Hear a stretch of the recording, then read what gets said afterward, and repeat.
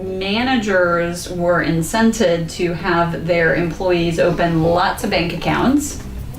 And so we might say this is a cultural problem, right? I mean, obviously the employees wouldn't go and do that if they hadn't had these very aggressive incentives. Yes, exactly, right? And so it was brought to light recently that the board knew about it 3 years ago and didn't do anything about it. Right. Thoughts? If you were helping them, what would you have done? No, I'm just teasing. But just, how could a board see that and not do something about it? My goodness. Well, because the board was it's kind of like the fish rots at the head, from the head down kind of thing. I mean, that's true. Kind of a harsh analogy, but I would say that, everything starts at the top. Yeah. And with a company, with a board, everything starts at the top. And Enron is the same way. True. And other organizations start in the same way. And guess what? Those board members are picking who that CEO is going to be that's going to come in. And so guess who the CEO is going to hire? So the integrity and the culture, as you said exactly, culture is a better word. Integrity is a facet of it. But culture is more like, what do we reward here? What do we want to have? How do we work here? Yeah. How do we do business? And they're day in and day out. What's okay? It doesn't even need to be overtly communicated. Yeah. It can just be rewarded or recognized or in some way,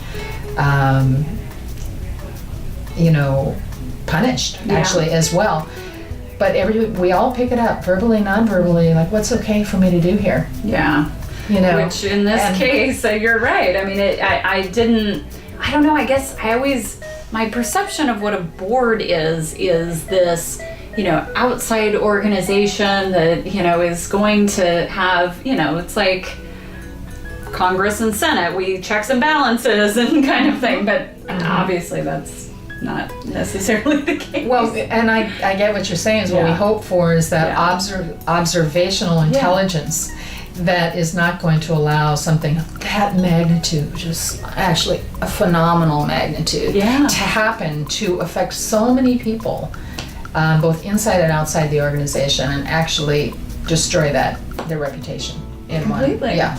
Yeah. I mean, boy, in the banking industry, That's exactly what I was thinking too. Not a very good track record there, Wells Fargo. No. And I happen to be a Wells Fargo customer. Well, when I worked with boards, and I worked more with CEOs and vice presidents than I have with boards, part of the questioning is what's okay here and what's not okay here, and what makes this okay, and why do we think that's okay, and how do we think that's really going to serve or not serve. And when people are caught up in business as usual, I mean, the collective is a powerful source for all of us. And having the wherewithal to kind of stand back from what's going on and have that courageous conversation to make change in such an entrenched organization. Well, they didn't have that, obviously. Absolutely. Yeah. Quick follow-up question to this, if I may, Susan. And you're probably seeing this a lot in companies that you work with. There's a huge push to how do we attract the millennials, the next generation of folks that are going to be coming to companies and moving into management positions in the not too distant future. Great question. And what my experience and everything I've, through my team and everything I've read and heard is the millennials wouldn't want to work for a company like Wells Fargo given what happened. They're very focused on the impact a company makes, the core values, the mission, things of that nature. Any suggestions for some of these companies? Really, I mean, it's going to be a big problem if these companies can't figure out this piece. They're not going to be able to attract the next generation of talent. And the problem exists everywhere right now is that we haven't quite evolved our organizations past this old way of how we've always done things here. And so that is huge cultural change that needs to happen. And it's not about having pool tables and ping pong tables in the corporate environment. That's nice. It's great to have. But I think millennials have more to offer than that. And they're looking for more than that. Big time. So first of all, you're absolutely right. We need millennials, and much the same way I need my son to tell me what music I need to download, and that's like maybe trivializing things. Yeah. We need new, fresh talent Yeah. of people who know and get, Yeah. what's going on right here and right now. Yeah. And we need agility in our organizations, and agility is the ability to pivot. And when we're focused on one thing and that's not working, to stay relevant and to pivot as we need to do that. So I think the way that you attract millennials is really through authenticity and through offering purpose for them, meaning in their work, Yeah. and then development. Like, how is this going to train me? How is this going to develop me? It's not about how do I get Google on my resume, although that's a big motivator for sure for everybody. Sure. It's also about, how am I going to grow when I'm here, and how are you going to invest in me? Yeah. And,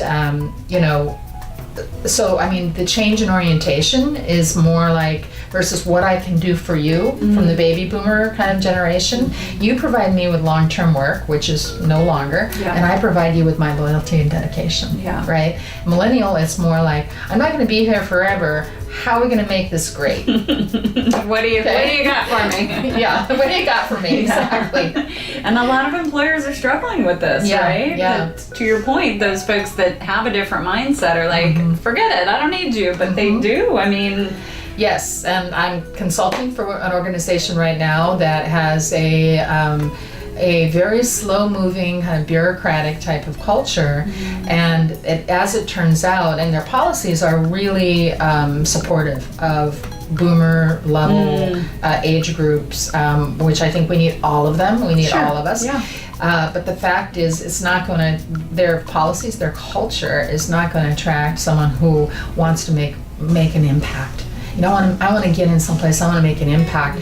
And if you go to a company where that's not rewarded, in fact, it's punished, it's like, we don't do things that way here, you're not going to keep that population invested and excited about your work. Yeah, that's Yeah. a great word, impact. Yeah. And probably the single word that probably for me at least, as I think of the millennial generation and how to connect with them, it's impact.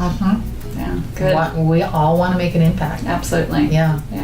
Awesome. Yeah. Thank you, Susan. Thank you so much. Yeah. It's my pleasure. Awesome.